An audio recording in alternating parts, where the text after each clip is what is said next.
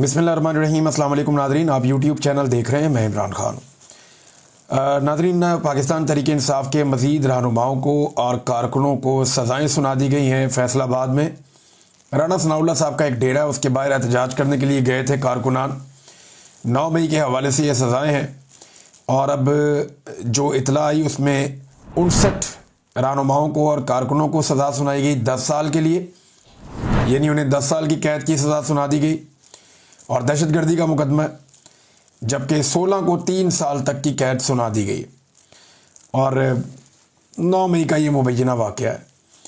अब पाकिस्तान तहरीक इंसाफ जो है वो फिर एहतजाज होने शुरू कर दिया। उन्होंने कहा जी ये क्या बात है, यानी आप अब जिनाह हाउस और राना सनाउल्लाह के डेरे को भी एक लेवल पे लेकर आ रहे हैं। और दूसरा, एहतजाज लोग कर रहे थे, क्या इतने सारे लोगों को आप ऐसे बाटा रेट पे सज़ाएं दे सकते हैं? उनमें कई लोग ऐसे हैं जो वहाँ पे मौजूद भी नहीं थे, जिनका उस जगह से कोई उस दिन ताल्लुक भी नहीं था, जैसे कि जरताज गुल वज़ीर साहबा को अगर आप सुने तो वो ये बताती है मुझे 4 केसेस में 10-10 साल की सज़ा इस इल्ज़ाम पर दी गई है कि मैं 7 मई को ज़मान पार्क में इमरान खान साहब और दीगर के साथ मीटिंग में शरीक थी। मैंने अदालत में तमाम सबूत और तस्वीर पेश किए हैं जिनमें मेरे हल्के के लोगों ने ये गवाही भी दी है कि मैं उस दिन 700 मील दूर डेरा गाजी खान में अपने हल्के में शादियों और दीगर तकरीबात में शरीक थी। ये तमाम स्क्रीनशॉट्स मौजूद हैं। सरकारी गवाहों ने भी क्रॉस एग्जामिनेशन में कहा कि हमने जरताज गुल वज़ीर का नाम नहीं लिया, FIR में भी मेरा नाम नहीं है। 8 महीने बाद मेरा नाम ज़िमनी में डाल दिया गया। मेरे खिलाफ कोई सबूत भी नहीं है, कोई सबूत पेश नहीं किया गया। फिर मेरा सवाल ये है कि मुझे किस जुर्म में 10-10 साल की सज़ा सुनाई दी। अब ये जरताज गुल वज़ीर साहबा को सवाल उठाना तो बिल्कुल जायज़ है, सवाल उठाना चाहिए। जो गलत काम हो रहा है उसको बेनकाब करना चाहिए, सामने रखना चाहिए। लेकिन बात बड़ी सादा है कि इमरान खान को किस बात की सज़ाएँ हो रही हैं, इमरान खान के ख़ानदान के लोग जेलों में क्यों हैं, इमरान खान की बीवी जेल में क्यों है, और बहुत सारे सहाफ़ी, बहुत सारे जो है वो आपके इवन शायर को भी, जो एक्टिविस्ट हैं उन्हें भी, इन्हें बार बार क्यों गिरफ्तार किया जाता है, सब क्यों ज़ेरे अताब है, लोगों को जबरी तौर पे लापता क्यों किया जा रहा है? वो बेगुनाह लोग हैं।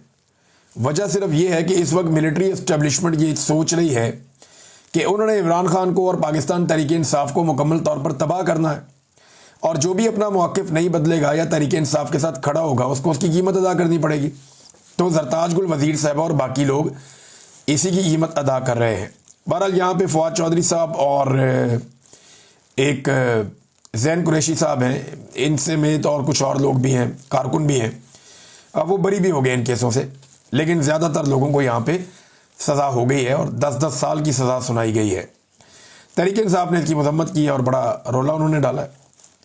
3 लोग नाज़रीन पाकिस्तान में ऐसे हैं जो ज़्यादा ज़ोर देते हैं इस बात पे कि इमरान खान साहब के जो सोशल मीडिया के अकाउंट्स हैं वो पाकिस्तान में आने चाहिए और पाकिस्तान से उनकी हैंडलिंग होनी चाहिए और तहरीक इंसाफ उनको हैंडल करे।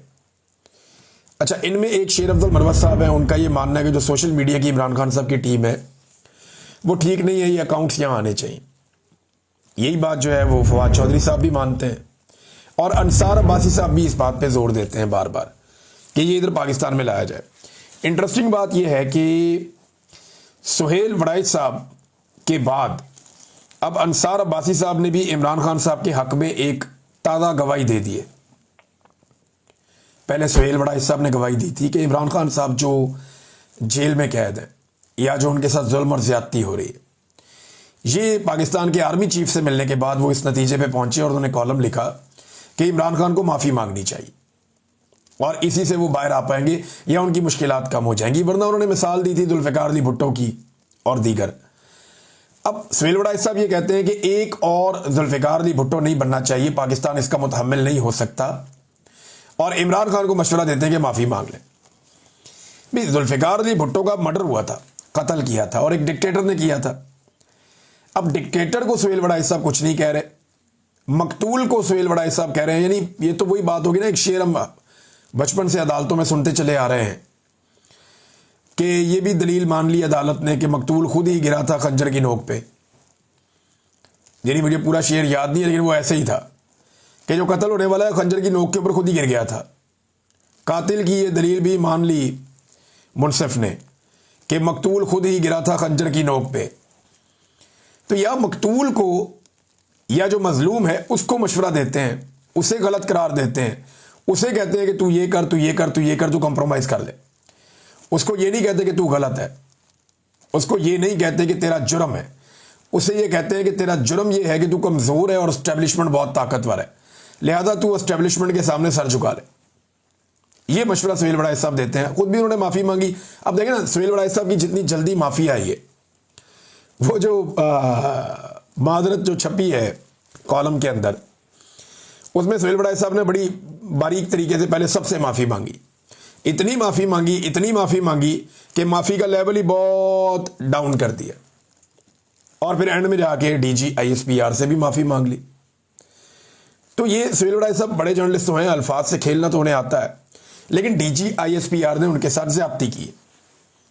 देखिए, पहले मुलाकात करवाई गई स्पेशली उनकी आर्मी चीफ से, ऐसे तो नहीं कि वो मुंह उठा के जाता और आर्मी चीफ से मिल लेता, तो स्पेशली आर्मी चीफ से उनकी मुलाकात अरेंज करके करवाई गई। उस मुलाकात के बाद जनाब खाने पे भी बिठाया गया, फिर जो बातें हुई वो उन्होंने रिपोर्ट कर दी, और मेरी इतला के मुताबिक उन्होंने मर्जी से रिपोर्ट की थी। बाद में उनका जो इम्पैक्ट आया उसकी वजह से एक रद्द-ए-अमल आ गया, और रद्द-ए-अमल में अब एक सीनियर सहाफ़ी को जिसको इस्तेमाल किया गया, जिसको बताया गया, बुलवाया गया, उसे कहा जा रहा है जी वो मफाद परस्त है और वो अपने ज़ाती फ़ायदे के लिए मन गढ़ंत कहानी सुना रहा है, झूठ बोल रहा है। ये ज़्यादती है, ये DG ISPR को नहीं करना चाहिए था, ये काबिल मज़म्मत है। अब अंसार अब्बासी साहब ने भी गवाही दे दी सुहेल वड़ाइच साहब के बाद कि इमरान खान का कसूर नहीं है, मिलिट्री एस्टेब्लिशमेंट ने इमरान खान को अंदर रखा हुआ है। इमरान खान अगर मिलिट्री एस्टेब्लिशमेंट के साथ अपने मामला ठीक कर ले तो बाहर आ जाएंगे। सुने वो क्या कहते हैं, एक हिस्सा पढ़ के सुना रहा हूं। वो ये कहते हैं कि इमरान खान की मुश्किलात में कमी माफ़ी मांगे बगैर भी मुमकिन है। पहले माफ़ी का मुतालबा हो रहा था, अब हो रहा है कि जिन्हें माफ़ी ना मांगे, लेकिन माफ़ी मांगे बगैर भी आपकी मुश्किलात कम हो सकती हैं। खान साहब को सिर्फ अपनी हिकमत अमली बदलना होगी। फ़ौज के ख़िलाफ़ ना खुद कोई बात करें और ना ही अपने किसी भगौड़े को या सोशल मीडिया को ऐसा करने दें। अच्छा, फ़ौज के खिलाफ तो इमरान खान बात ही नहीं करता। इमरान खान तो कहता है फ़ौज भी मेरी, मुल्क भी मेरा। फ़ौज के खिलाफ बात नहीं करता। इमरान खान जनरल आसिम मुनीर के खिलाफ बात करता है, क्योंकि इमरान खान को ये लगता है कि इमरान खान की तमाम मसाइल के लिए जिम्मेदार इस वक्त जनरल आसिम मुनीर है।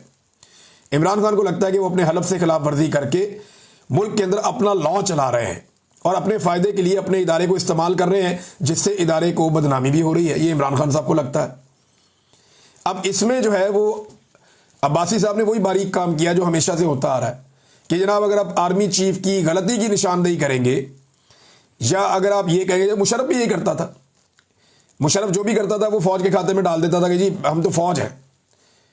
इसी तरह जो कुछ भी इससे पहले जर्नैलों ने किया, जनरल याया ने किया, जो जनरल अयूब खान ने किया, जो जनरल ज़ियाउल हक ने किया, या जो बाकी जर्नैल जिन्हें बहुत ज़्यादा शौक था सियासत में और चीज़ों में आने का, उन्होंने जो कुछ भी किया वो सारा वो फ़ौज के खाते में डालते थे ना। इस तरह तो जनरल फैज़ हमीद ने जो भी किया वो भी फ़ौज के खाते में डाल दें आप, उसको आप अलग से क्यों ट्रीट कर रहे हैं? तो इमरान खान साहब उसी तरह जनरल आसिम मुनीर को सिंगल आउट करते हैं जैसे PMLN वाले या बाकी लोग जो हैं वो जनरल फैज़ हमीद को सिंगल आउट करते हैं, और बिल्कुल ठीक करते हैं। जो गंदा काम उसने किया उसको सज़ा मिलनी चाहिए। अब अंसार अब्बासी साहब कह रहे हैं कि मुझे यकीन है कि अगर इमरान खान साहब ज़रा ये मामलात कर लें तो तहरीक इंसाफ की मुश्किलात कम होंगी। तारीख शाहिद है कि चंद एक मिसालों को छोड़कर सियासतदानों के खिलाफ मुकदमात ख़त्म हो ही जाते हैं। अब ये अंसार अब्बासी साहब कह रहे हैं। तो ये दूसरी एक बड़ी गवाही है जो मीडिया में से आई है। देखिए मीडिया का मसला क्या है, ज़रा इसको ज़रा थोड़ा आप समझें। पाकिस्तान में ना लंबे अरसे तक दो पॉलिटिकल पार्टीज़ रही हैं, एक पीपल्स पार्टी और एक नून लीग। एस्टेब्लिशमेंट बारी बारी सबके साथ अपने ताल्लुकात रखती रही है। तो पाकिस्तान की सहाफ़त भी तकसीम होगी दो हिस्सों में। पाकिस्तान के सहाफ़ियों की एक बड़ी तादाद नून लीग के हमायती बन गए और एक बड़ी तादाद पीपल्स पार्टी के हमायती बन गए, और जो बाकी रह गए वो काफ लीग का दौर जब आया तो वो एस्टेब्लिशमेंट के हमायती बन गए। तो बड़ी पोलराइजेशन होगी पाकिस्तान के मीडिया में। अब जब भी कभी इनमें से किसी एक जमात की हुकूमत आती थी तो दूसरे को लगता था कि यार, और उनके सहाफ़ियों को भी लगता था कि हम अपोजिशन में चले गए। इसी तरह जब दूसरी जमात की हुकूमत आती थी तो उन सहाफ़ियों को लगता था हम हुकूमत में आ गए, और इन सहाफ़ियों को लगता था हम अपोजिशन में चले गए। तो सहाफ़ी भी अपनी अपनी पसंदीदा पॉलिटिकल पार्टी के साथ हुकूमतों में आते और जाते थे। हत्ता कि इन्होंने सरकारी ओहदे लेना शुरू कर दिए, इन्होंने गैर मुल्की दौरे करना शुरू कर दिए, इन्होंने सरकारी वसाइल के ऊपर सहाफ़ियों ने इंजॉय करना शुरू कर दिया। कुछ सहाफ़ी जो है वो ये जानते थे कि एस्टेब्लिशमेंट हमेशा हुकूमत में रहती है और उन्होंने एस्टेब्लिशमेंट के साथ ताल्लुकात बेहतरीन बना लिए।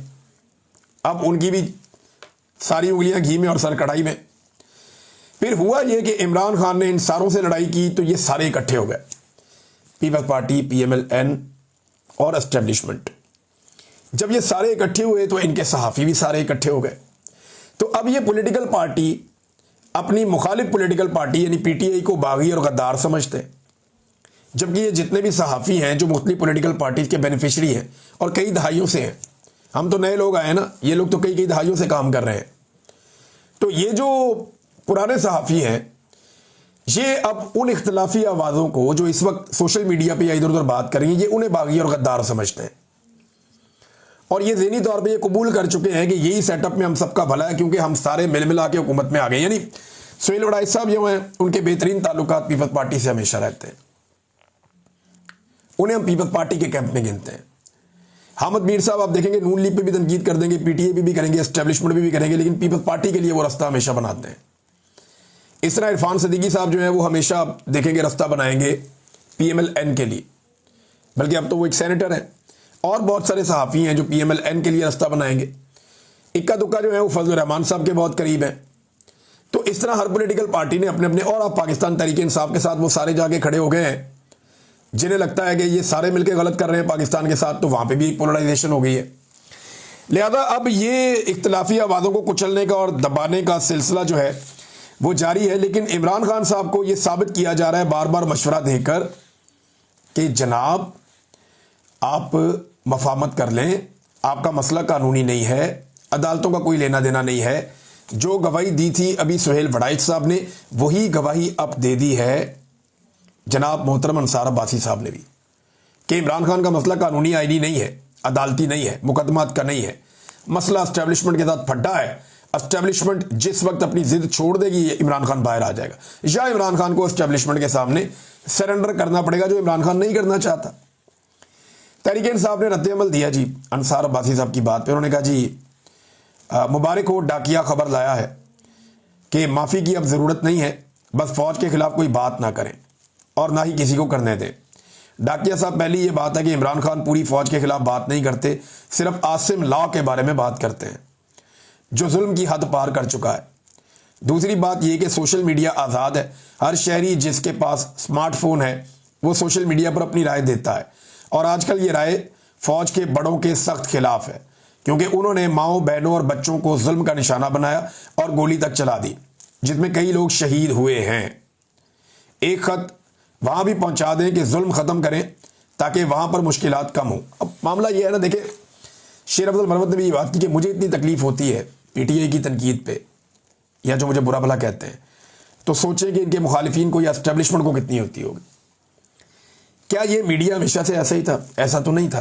क्या पाकिस्तान का सोशल मीडिया का यूज़र जो आम पाकिस्तानी है, क्या वो हमेशा से इतने गुस्से में था? तो नहीं था।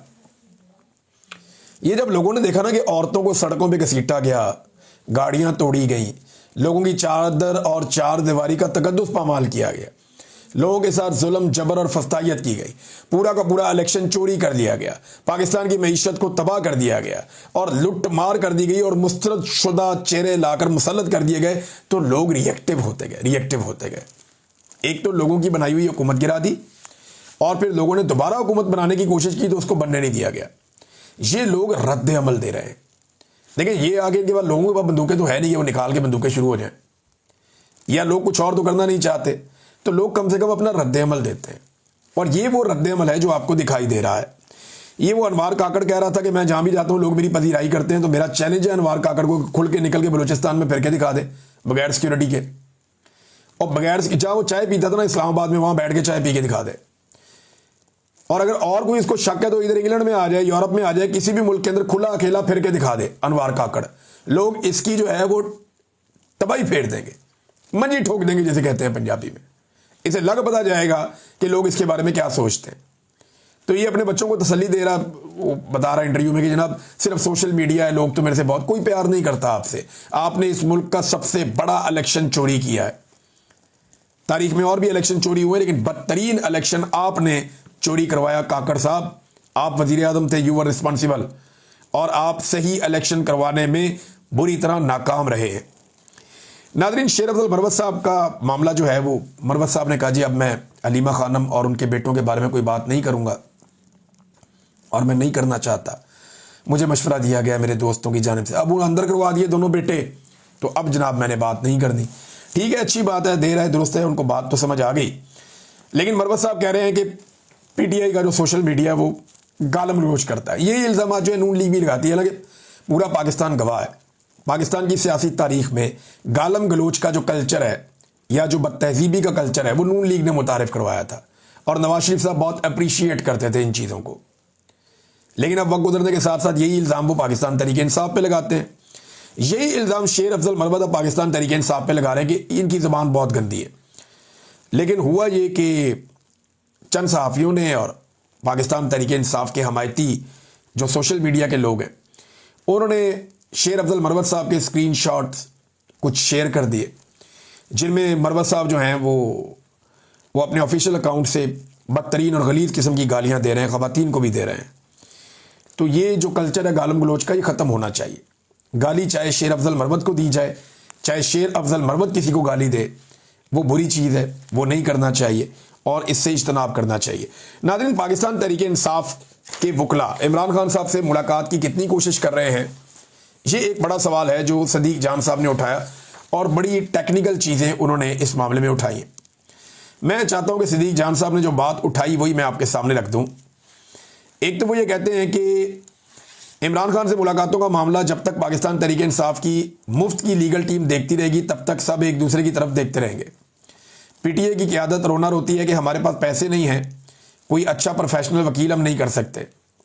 हालांकि मैं भी ये ज़ाती तौर पे जानता हूँ कि बहुत लोग फंड करना चाहते हैं पाकिस्तान तहरीक इंसाफ को, कर भी सकते हैं। यहाँ लोग पाकिस्तान तहरीक इंसाफ के नाम के ऊपर लोगों ने इतने इतने फंड ले लिए, तो तहरीक इंसाफ जब फंड मांगेगी तो लोग देंगे, पैसों का तो रोला होना नहीं चाहिए। अच्छा, प्रोफेशनल वकील ना होने की वजह से कोई प्रॉब्लम है, पाकिस्तान तहरीक इंसाफ के लोग इमरान खान साहब से मिल नहीं पा रहे और वो जो कानूनी मामला उसको सही तरीके से उठा नहीं पा रहे।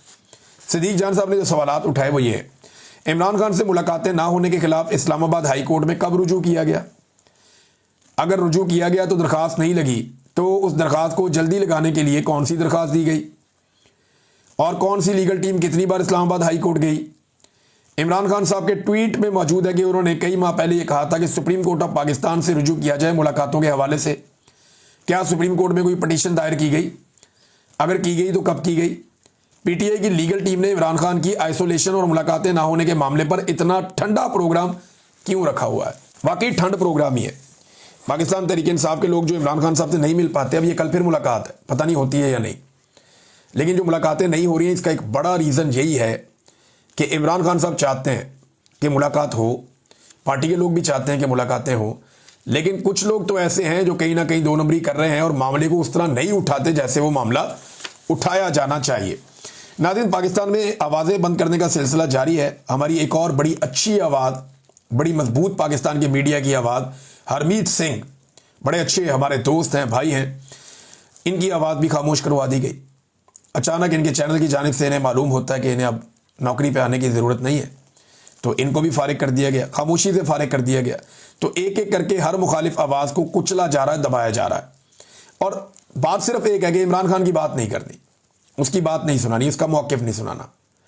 अब इजाज़ुल हक साहब कहते हैं जनाब कि सिर्फ इमरान खान साहब इतना ही कह देना कि मुझे अफसोस है तो काफ़ी है। सुहेल बड़ाई साहब कहते हैं जी इमरान खान साहब एक दफ़ा सच्चे दिल से माफ़ी मांग लें। DGISPR कहते हैं जी इमरान खान सच्चे दिल से माफ़ी मांग लें। अब अंसार अब्बासी साहब यहाँ तक पहुँच गए कि नहीं, माफ़ी ना भी मांगे कम से कम जो है ना वो लिहाज करें।